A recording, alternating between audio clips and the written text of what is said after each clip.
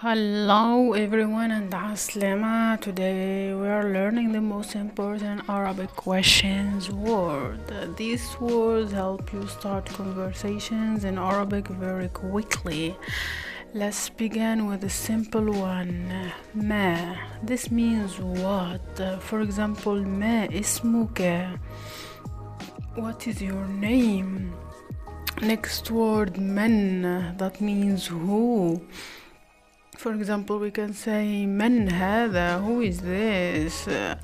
Now let's learn how to ask where. In Arabic we say أين. For example, أين تعيش? Where do you live? Now another useful word, متى. This means when. An example here, متى تأتي?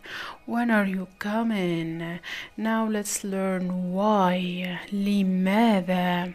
An example, لماذا تتعلم العربية? It means why are you learning Arabic? And one of the most common Arabic question is كيف حالك? How are you? So the word كيف means how. Finally we have كم, which means how much or how many. For example, كم عمرك? How old are you? Thank you for reaching this level and this ending with me. Now you know the basic Arabic questions word that you can use in real conversations every day. Don't forget to like, subscribe and leave your comments below.